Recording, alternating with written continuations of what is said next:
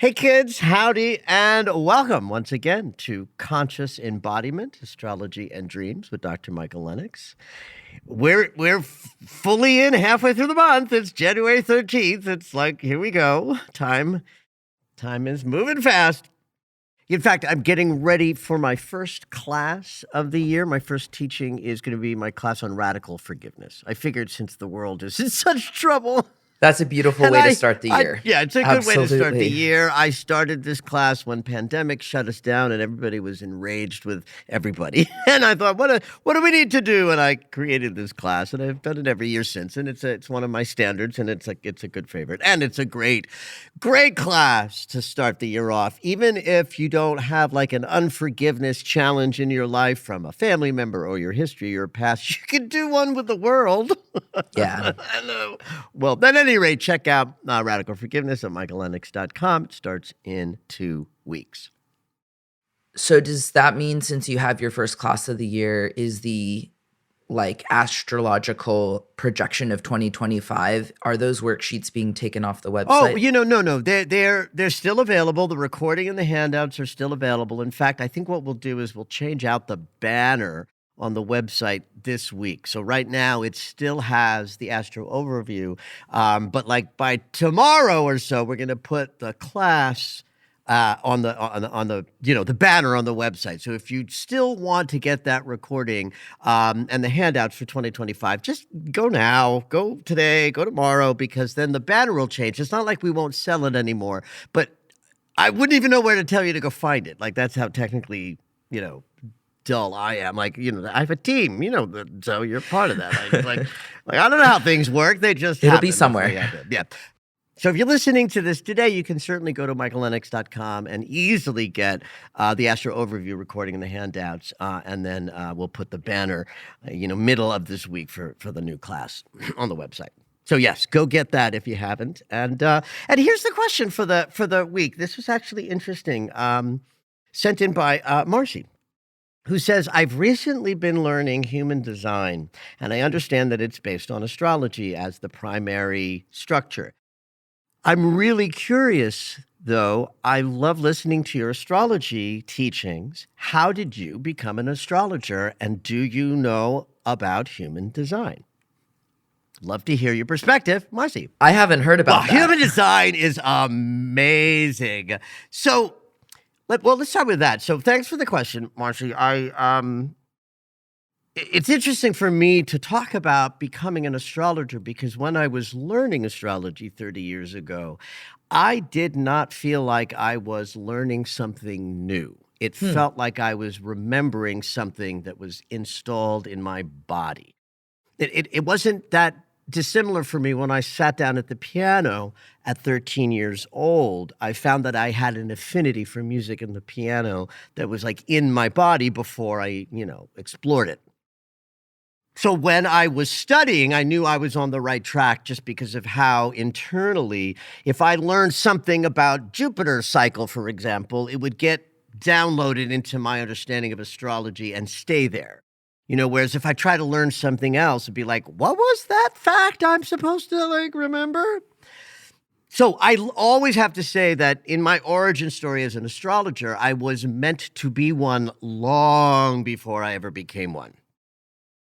Human design is a modern sort of personality expression that uses the I Ching, astrology, the 360-degree circle, and the different meanings for each degree point, and a whole bunch of things come together in a kind of modern template that describes a unique person, not just based on their birth date and time, but other factors as well. And I have found it to be really extraordinary information. But I'm 61, baby. I left the room of learning new stuff 15 years ago. I just like I wouldn't enjoy it.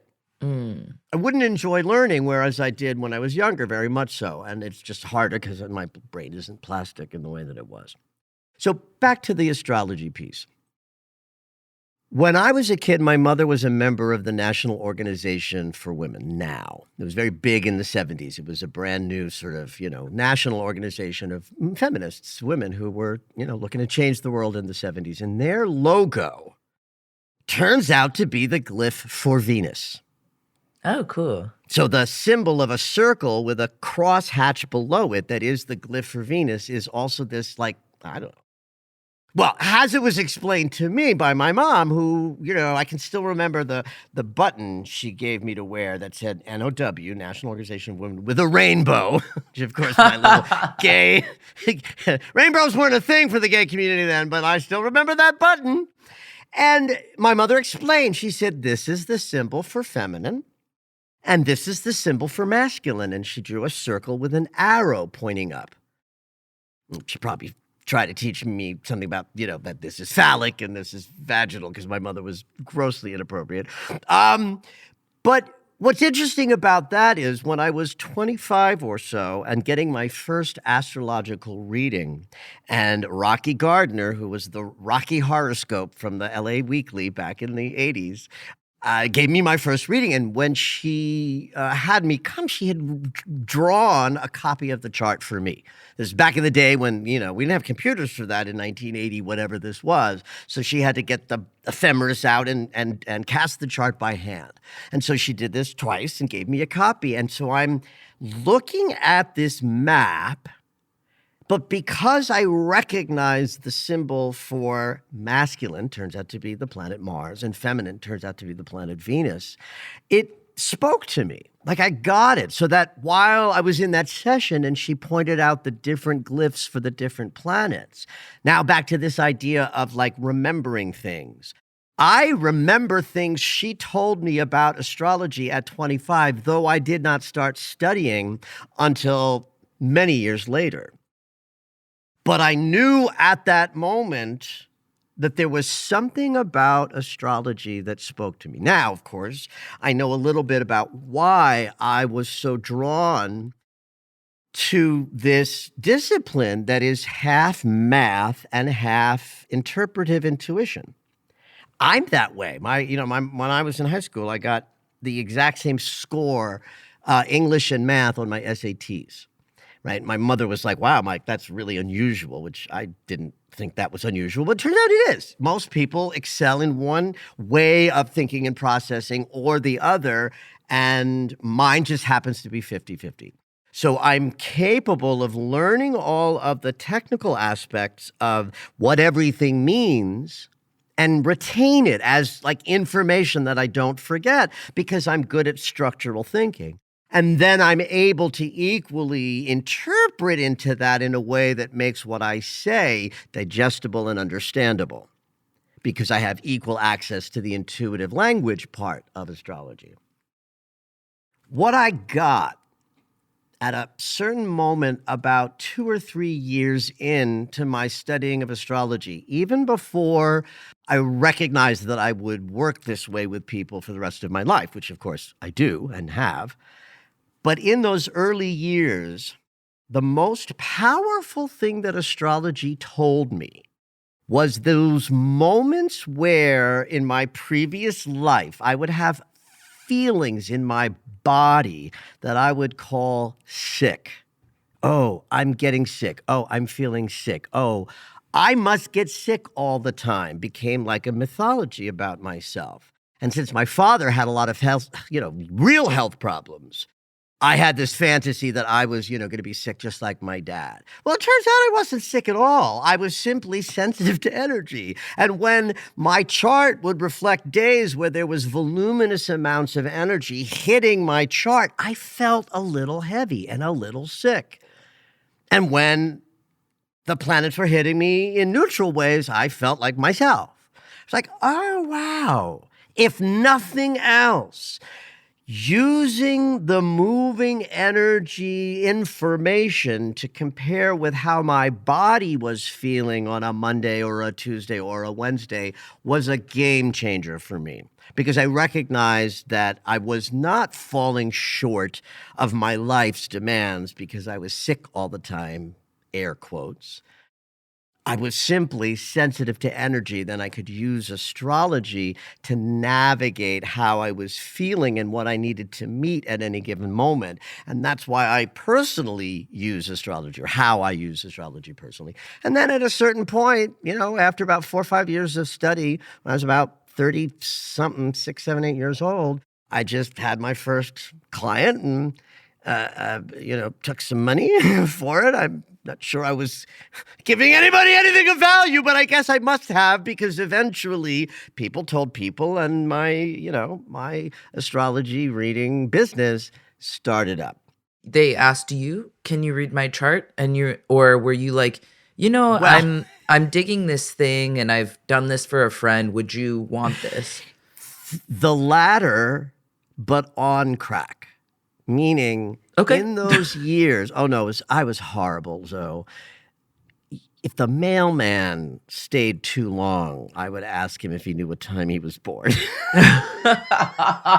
It's like, so in those years, if you happen to be held hostage by me for some reason, I was asking you for your chart information. Could I look? And because I was exploding with the joy that was happening as I was learning stuff and saying things to people about their lives and their experiences that were accurate, that blew their minds. And so, similar to being a teenager saying, well, tell me what you dreamed and I'll tell you what it meant, I spent a couple of years in my mid-30s doing that for anybody who would sit still long enough. And I suppose, and I don't remember because it's just too far back to remember, I suppose what happened was somebody said, oh, I'd like a formal reading. Let's do that.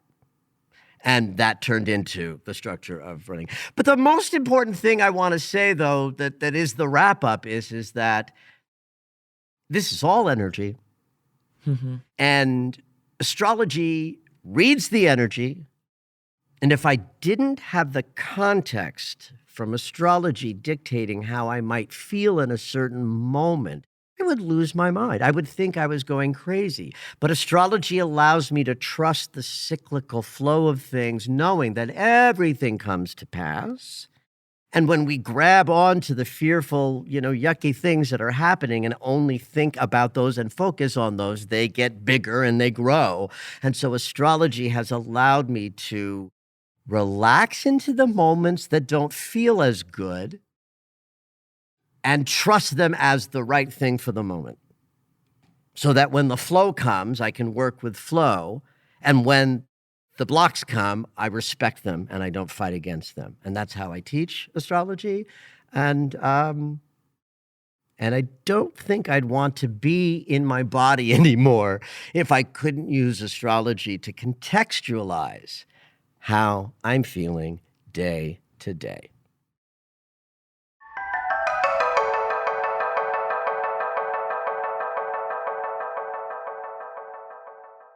Cancer literally invented emotions at the level of embodiment.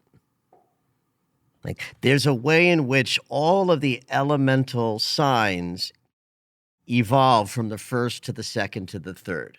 Right, so that means the first water sign is not as sophisticated as the second, but not as sophisticated yet again as the third. And in the water realm, it's Cancer, first water sign, is about the water in our bodies, our emotional nature as human beings is reflected by the Cancer water. Scorpio water would be more like weather, where water is transforming things. It's also the sign of collaboration, so it's the emotionality, what happens when two individuals sort of collide and collaborate. Pisces, who represents the oceans, would be the deep emotional collective that joins us all.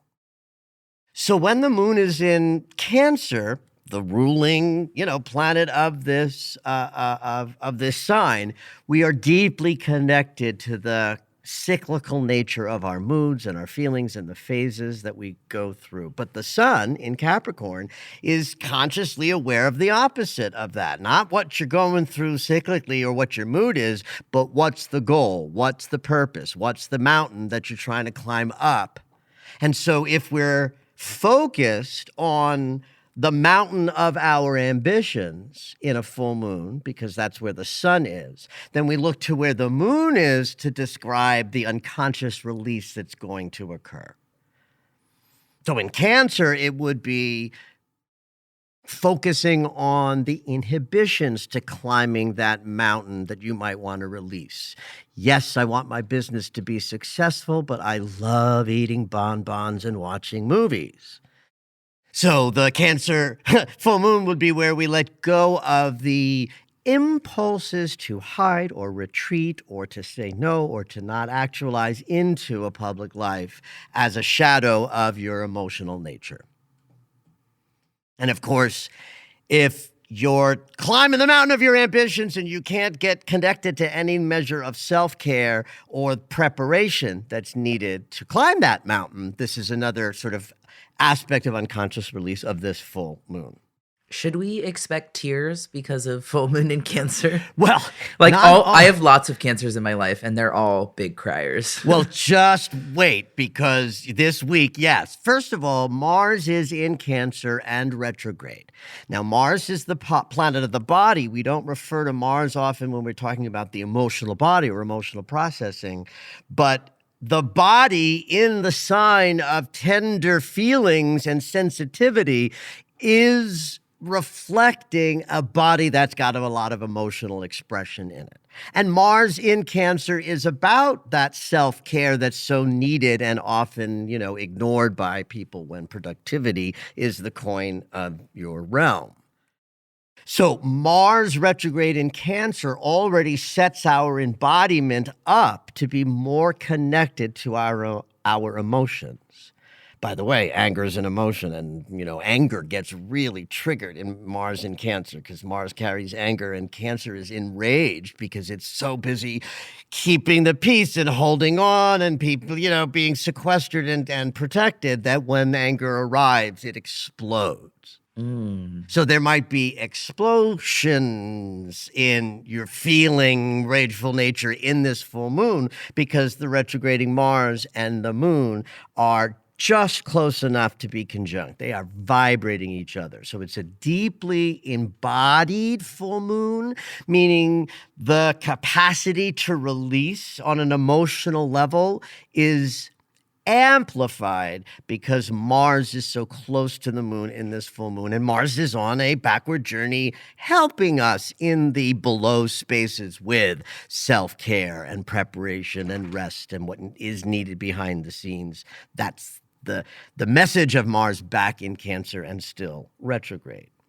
But then over across the horizon where the sun is just close enough to Pluto to be conjunct. So now not only is our conscious awareness on what are our goals and our ambitions, we are also aware of the vast changes and transformations that are happening on the planet right now. So our conscious awareness is not only focused on what we want to do and accomplish, it needs to also be aware of the idea that we are entering unknown territory of outrageous change that's going to happen in 25 and 26. So from the perspective of just a Cancer full moon being preparatory for the demands that come, the demands that come in this case, Sun and Pluto conjunct, are saying to us all, the world is dying to be reborn.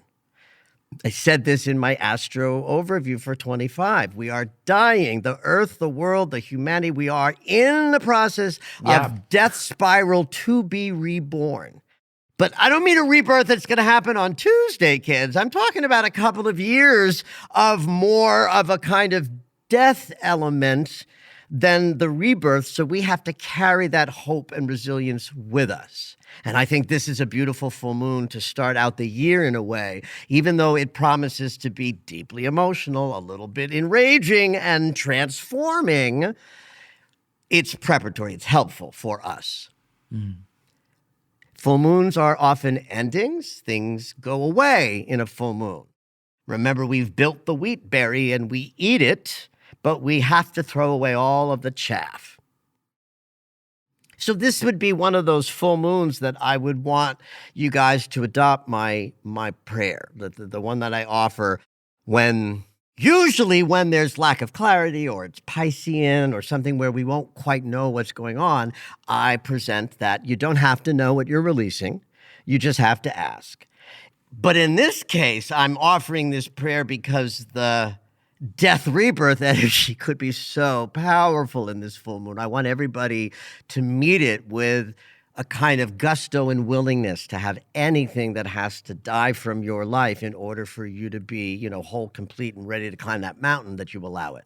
So the prayer I'm talking about would be, I now allow anything and everything, known and unknown, conscious and unconscious, that needs to die in order for me to feel more whole and complete and climb the mountain of my ambitions. I let this full moon do that work. And so it is. Anytime Pluto is playing such a direct part in a full moon, I call it a psychic surgery. Right. Right? Now, I've talked a lot on this podcast recently about the phenomenon of the easy opposition. So this is when two things, bodies, oppose each other. That's going to be a hard geometry just because oppositions are hard. So a full moon is an opposition. This opposition is amplified because the sun's near Pluto and the moon is near Mars. So it's an intense opposition. You can even just think of Pluto opposing Mars as part of Mars's retrograde from like January 1st to the 5th, that it was like activated. This is the full moon that takes that energy and says, yes, I'm ready to just lie down, cut my legs off if you have to. Oh my God. Just make sure the wheelchair's right there as I wake up from the stupor of this full moon. But the easy opposition piece is that there can be a planet placed at just the right position to take the intensity of the 180-degree dynamism and make it easier. And in Pisces, we have Venus, Saturn, Neptune, and the north node of the moon, all in a stellium from like 11 degrees where Venus is to the final anaretic 30th degree where the node is. So that means that right now, as we move through this full moon, in the sign of collective connection, that we are all one, that there's only one of us here, and the sooner we learn that, the sooner we'll get rid of this polarizing divide that's having us want to kill each other. Pisces invented the oneness that can heal all division.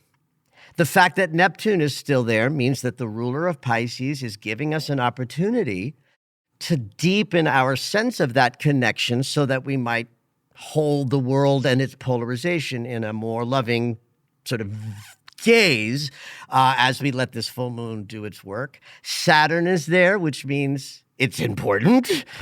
Saturn is saying, do it.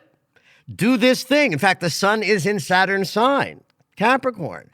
So that adds a dimension of responsibility to meet the full moon with as much sort of courage to let emotional patterns be removed.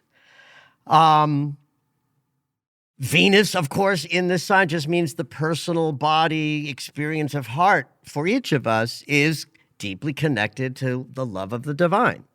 And then, of course, the North Node, newly ingressed into Pisces, moving backwards, has everything that happens this year and half of next year guiding us toward, North Node, towards our true north is our spiritual connection, Pisces.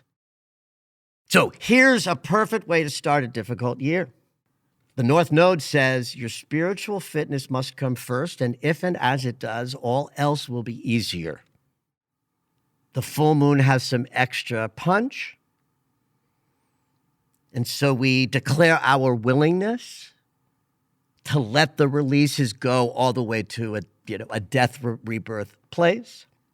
And as we do, we are carried beautifully forward into this idea that we are moving forward, deepening our spiritual connection, or at least our willingness to see our brothers and sisters as one, human family. And the more of us are doing that on the planet, the less violence and divide that we will see out there.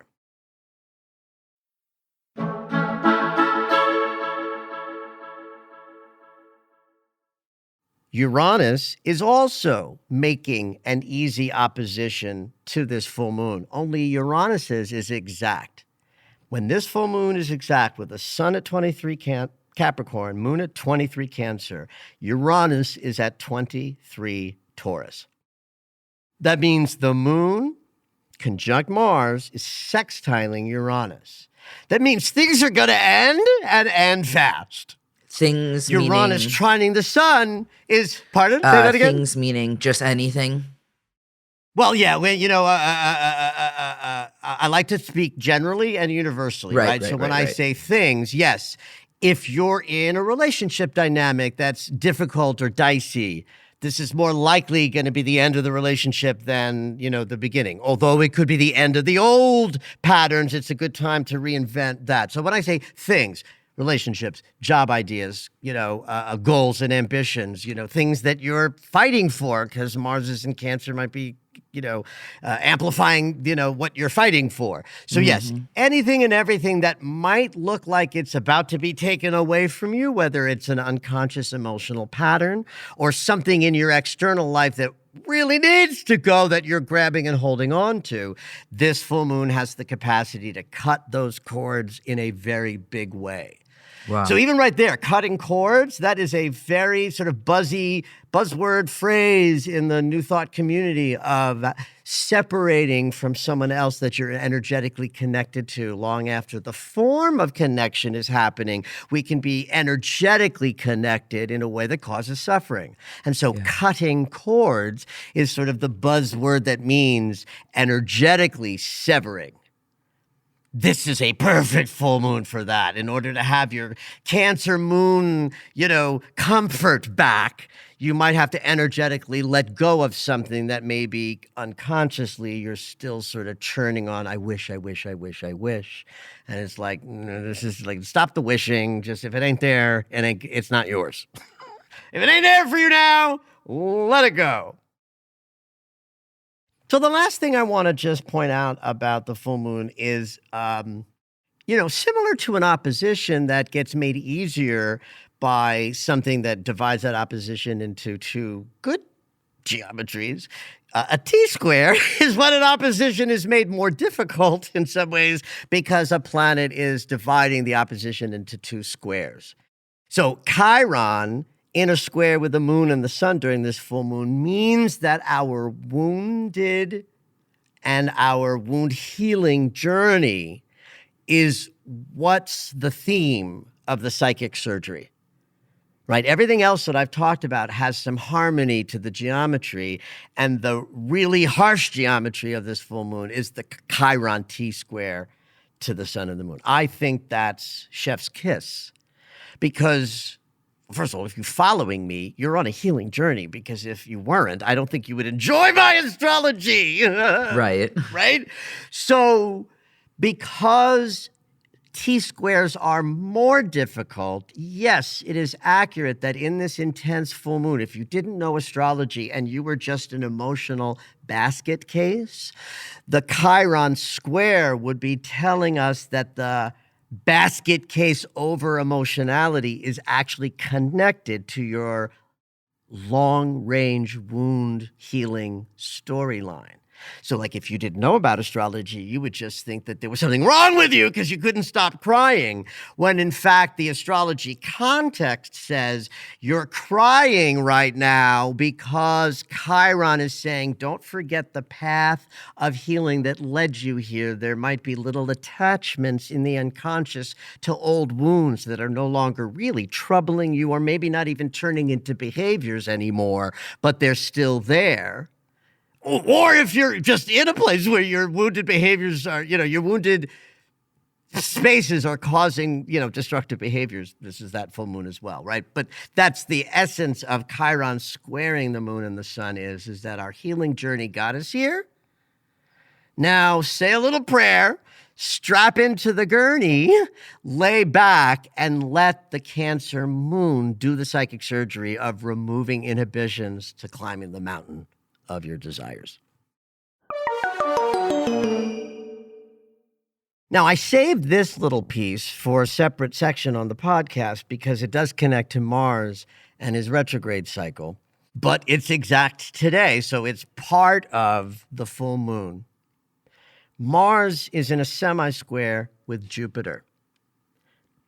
So talk about over the top, right? If you're in a deeply emotional space, and Mars in Cancer has anything to do with sort of more feels being triggered, a semi-square with Jupiter makes all of that over the top, bigger than it might otherwise be. If Mars weren't in a retrograde, I probably wouldn't even mention it. It would be enough to cover with language like, it's going to be intense. Your goals are part of what you have to be conscious of, what's inhibiting you, right? Because Mars is goals, Capricorn is goals, right? I wouldn't have to talk about this particular transit to convey its energetic presence in the full moon. But because it hit on November 17th, we do have to look back. If you see something explosive or over the top or even just noticeable in the world of change and project consciousness on the 17th, give or take a day or two on either side of that, that's when Mars, then in Leo, was semi-squaring Jupiter.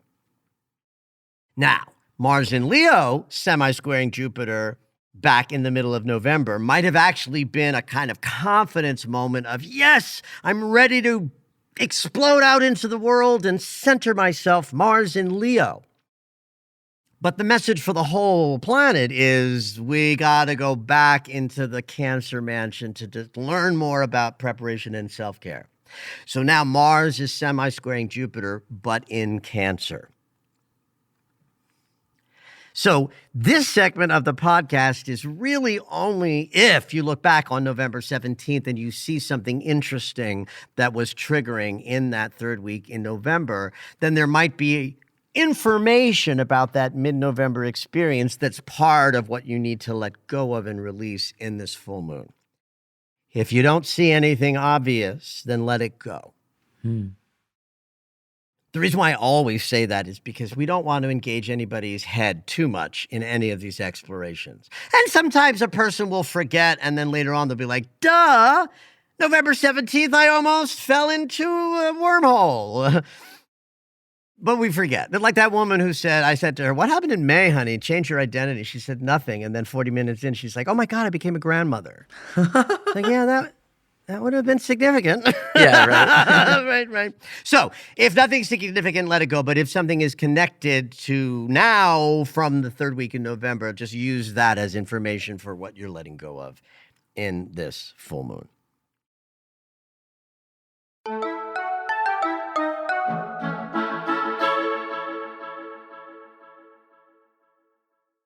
Here's a little Mars information for Wednesday. On Wednesday, the Sun and Mars will be in exact opposition. Again, if Mars weren't retrograde, like, who'd give a shit? It would just be a day where I'd be like, fasten your seatbelt, don't run with the scissors, and if you move fast, slow down, right?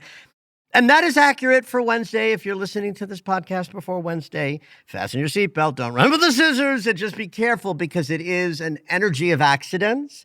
And I'm telling you, kids, when I say that, I don't say that willy-nilly. When I say that, it's accurate. So, fasten your seatbelt and don't run with the scissors.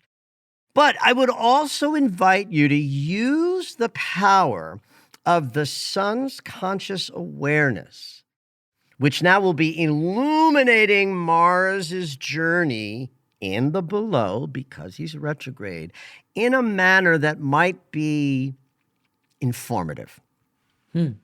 So I would, on Wednesday of this week, do something that allows you to sit down and just observe the landscape. Maybe it's a journaling activity or a rumination. It's funny because I call rumination a spiritual practice of sitting and using and allowing the mind to focus on certain topics. And then rumination is also a word that's used to describe like some of the worst ADHD qualities of staying, perseverating on thought. Right. I don't think that's rumination. I call that perseveration. I just have a different word for it. But thank God I'm not doing therapy anymore. But at any rate, just do something on Wednesday that allows you to take stock of where you're at with how you're embodying, how you're approaching goals. Anything that you've been thinking about with regard to Mars's retrograde for yourself, Wednesday's a good opportunity to just get some insight that might be available in your quiet spaces, because all solar transits are about conscious awareness. And while this is really nitpicky astrology, it's the sun doing the transiting, not Mars. What that means is because Mars is moving slow, the sun's movement is faster than Mars is. And of course, we all know that when I say the sun movement, we're talking about the Earth. Right? The sun's not moving, we are. But the movement counts. And, the sun's movement is 1 degree a day. Mars's movement is slower. And because he's backwards, we clock this transit not as Mars opposing the sun, but the sun opposing Mars. Now, that may sound like the different way to say the exact same thing. Yeah. And it is. But the language of astrology has specificity. In other words, you would never use the slower planet first or the point in the chart first in language. Mm-hmm. In fact, if I were being true to the language of astrology, every time I talked about a transit, it would be transiting Mars, transiting sun. Or if you were in a session, be transiting Mars, conjuncting your natal blah, blah, blah. The first planet you mention is the one generating the event because it's moving faster. And because Mars is backwards, the sun is generating the event. So it's a conscious awareness transit. And because it's got an impact of like 3 days, Tuesday, Wednesday, and Thursday will all have this in it. But you won't get what it has to offer unless you get a little bit quiet and less distracted from, the day's events. But something to think about on Wednesday, just to get a little more information.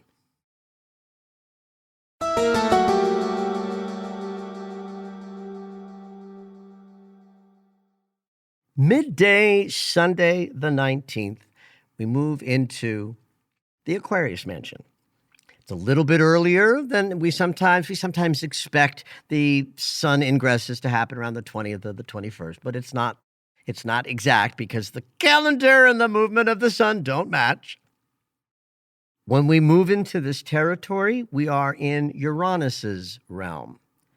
So we are more likely to take risks, to be innovative, to have heightened sense of intuition.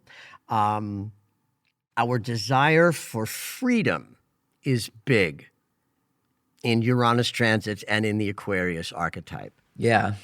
Well, think about it. The origin story of Aquarius is, I know that something's missing that already is, I'm set apart from others. I'm the unique one who sees something that no one else is seeing. That's intuition and an Aquarius ideal. So the one who sees what others don't see is already set apart.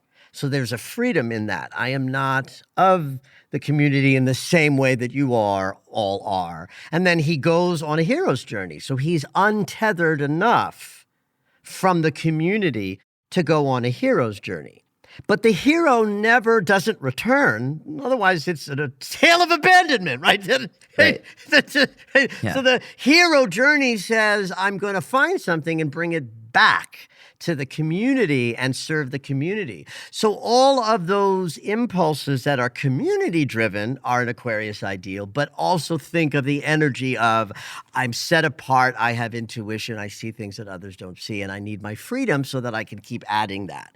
So like without the freedom of Aquarius, people would never have left, the Fertile Crescent into the diaspora.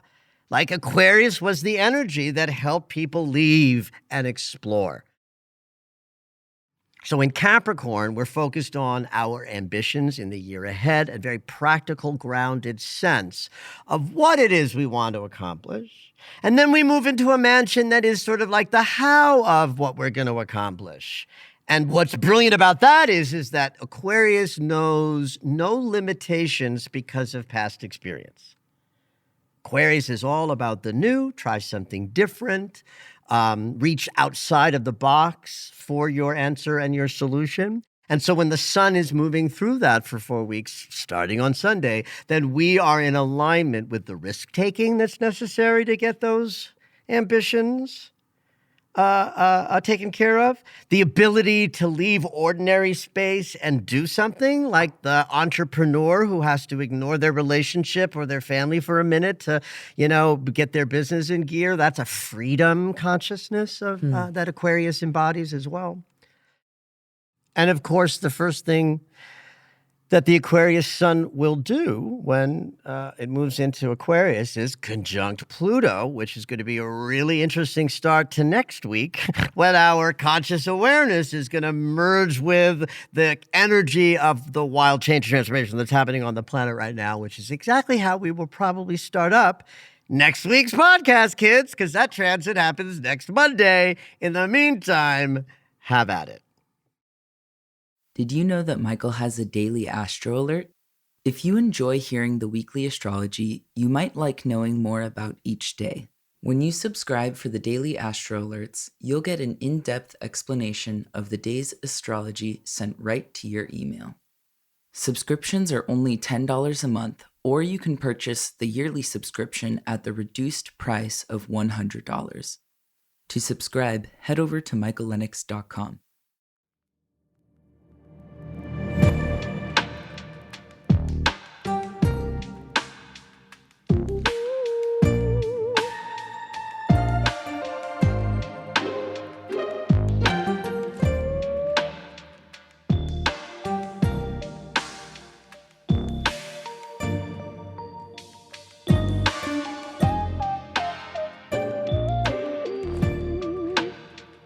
All right, it's dream segment time.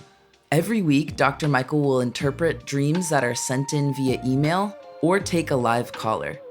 If you would like your dream interpreted on the podcast, you can go ahead and email us at dreams@michaellennox.com.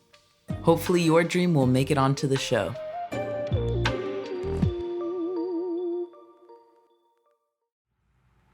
All right. This week we have a call-in dreamer from Madrid. Hey, Alejandro, what you dreaming?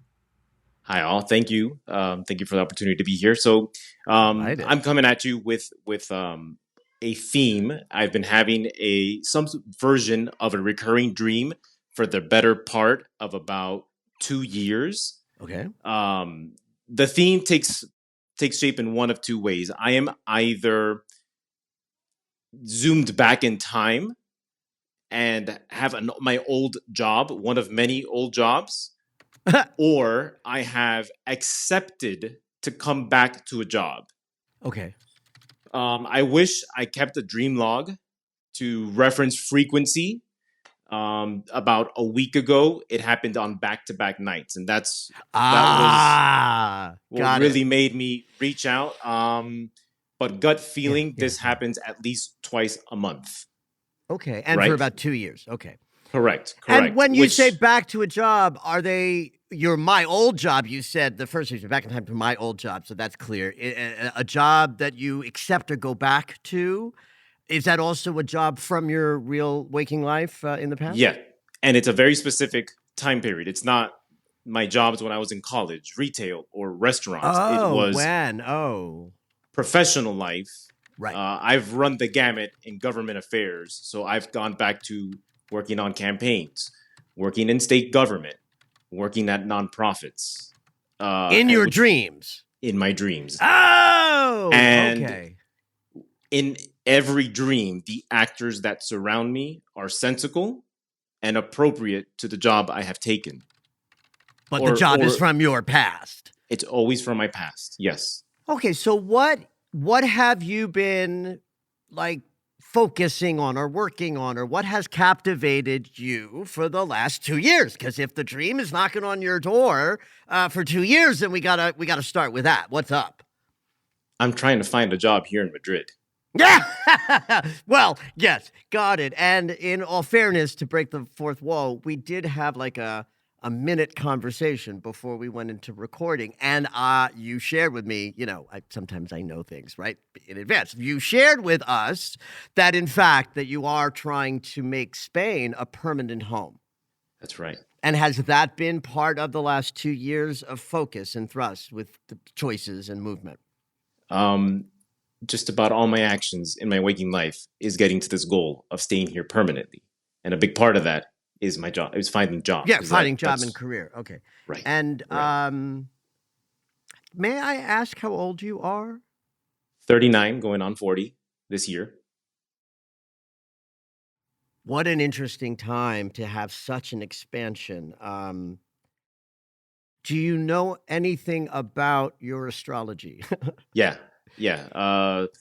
Sun in Gemini, moon in Cancer, Taurus rising. Taurus rising. Hang on just a second. Big three. Taurus rising. What's your sun sign? Gemini.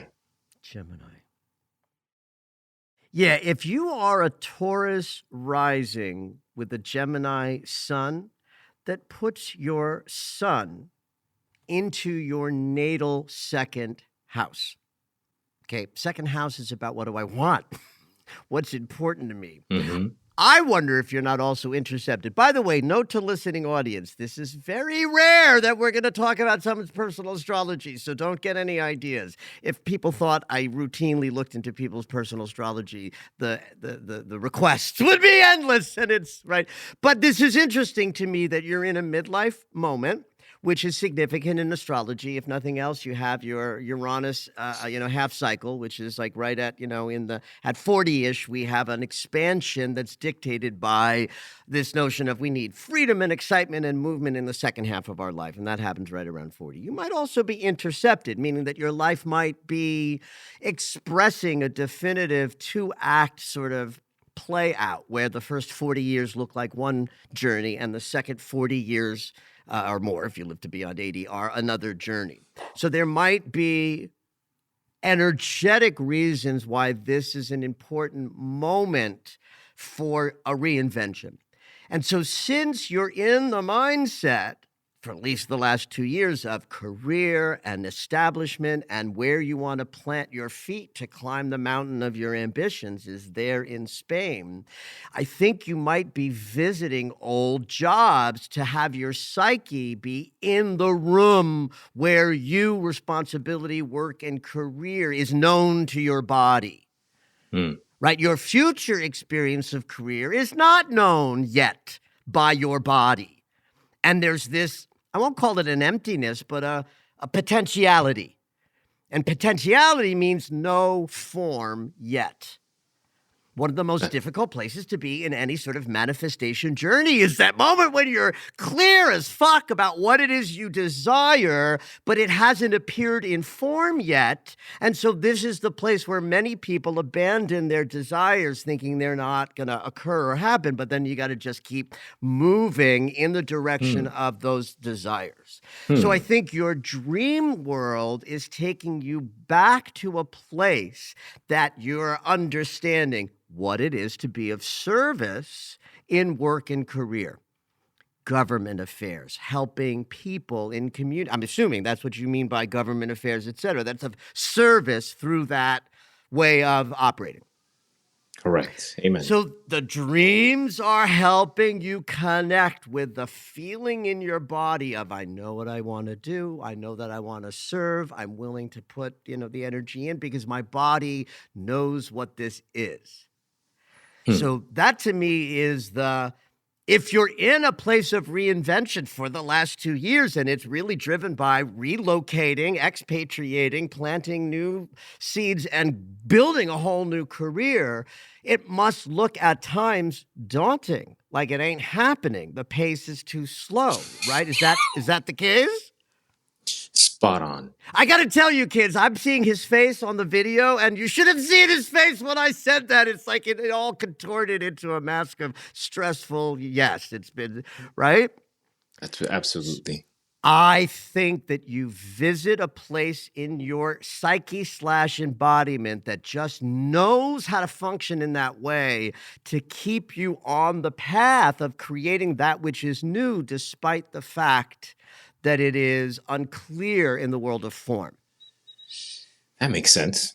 In fact, again, breaking the fourth wall, again, we happen to be recording this dream segment on the day that the nodes of the moon are changing signs, which means the direction that the zeitgeist and the psyche of the whole collective for the next 18 months is moving into a sign that demands that we move forward by faith.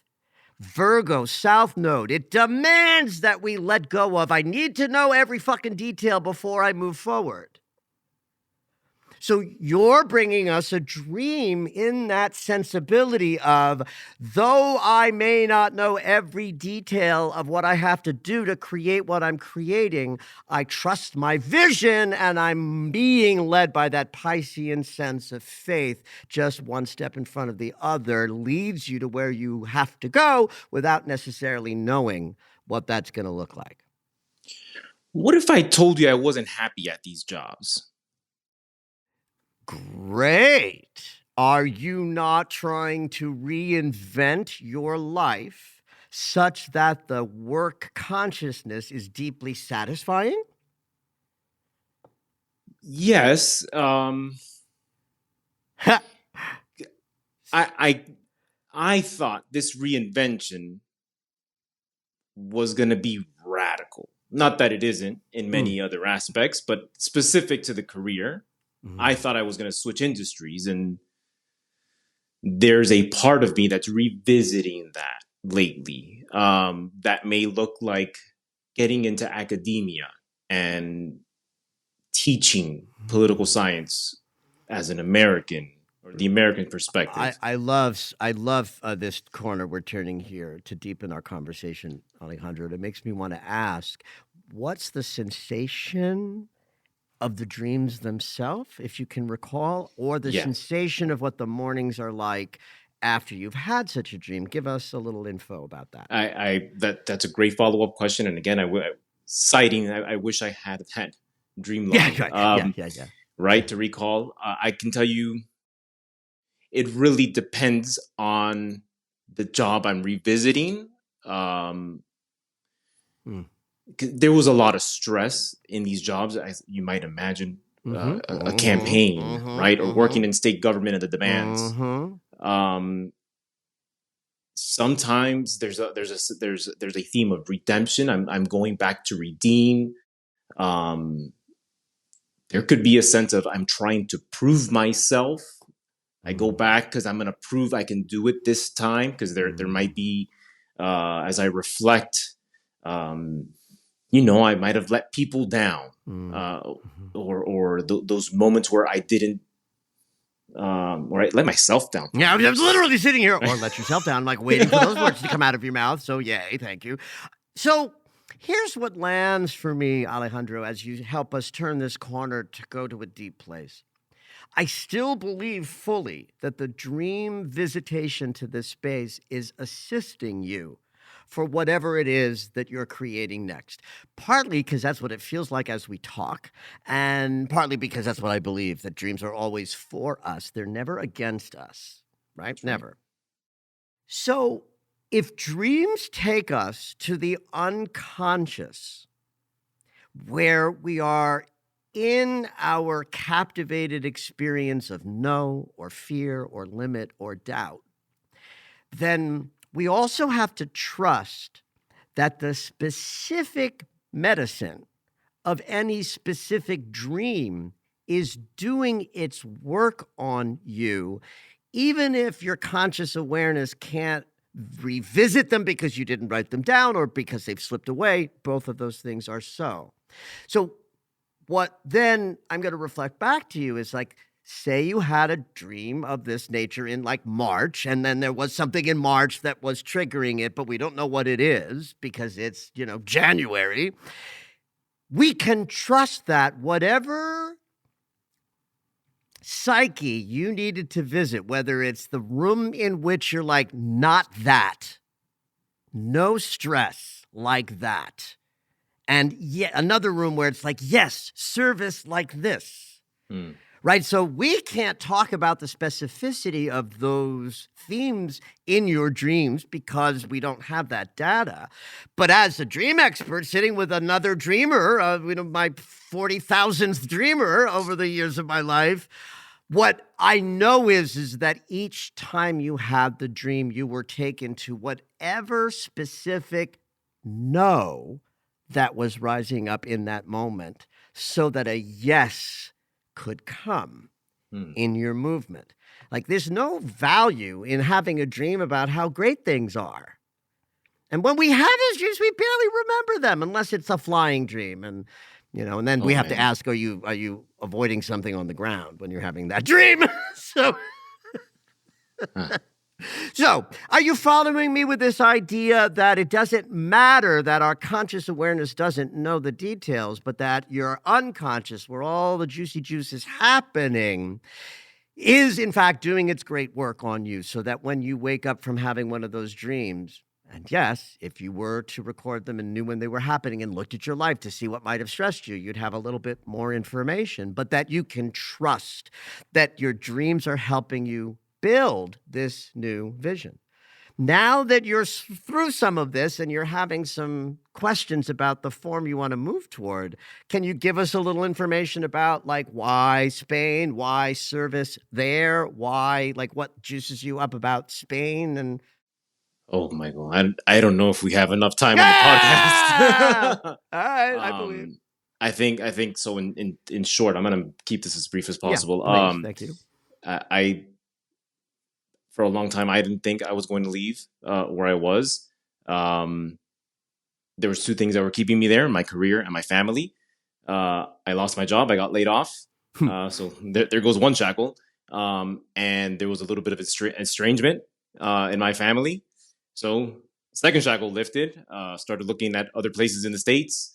And then just thought, well, since we're dreaming, let's dream big. Okay. I'm here with my family, right? My partner and my two children. So in part wanted a better life. There's a spreadsheet in there somewhere in this journey. Rankings on countries we speak Spanish. That was a big deal as well. Yep. Just to preserve a little bit of family history and culture. And here we are. That's as brief as I can get to it. So you really just kaboomed your old life. We sold the house, sold most of our possessions, and basically, Oh, wait. Uh-huh. You sold your house. We sold the house, you sold everything the cars, you owned. Okay. Sold the house, sold the cars. We are all right. First of all, dude, if your chart isn't intercepted, I'll retire as an astrologer. I'm kidding. I will never retire as an astrologer, but you're in such an enormous expansion that, again, I want to just sort of double back and say, because that impulse, the impulse to sell everything at midlife is often a sacred spiritual death and rebirth of self. No one has that impulse that isn't being driven by something greater.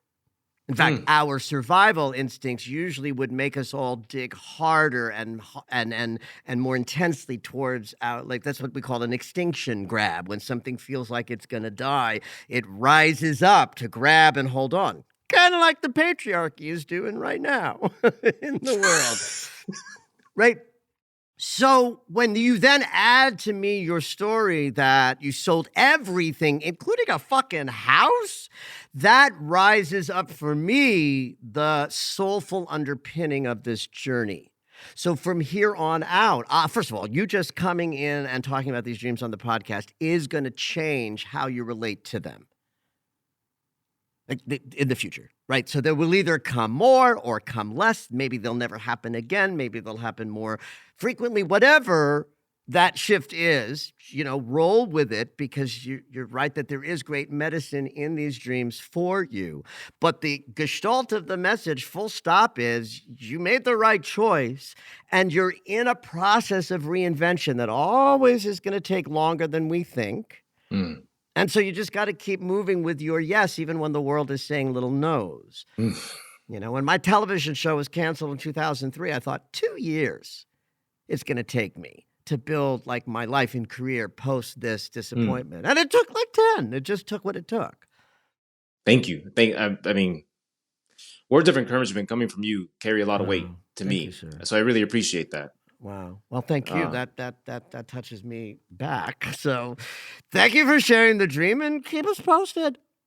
Absolutely. If another one comes, I will certainly let you know. Thank you for listening to Conscious Embodiment, Astrology and Dreams with Dr. Michael Lennox. You can find us on Apple Music, the iHeartRadio app, and anywhere you find your favorite shows. Head on over to michaellennox.com for information on astrology readings, the daily Astro Alert subscription, upcoming classes, and to join the mailing list.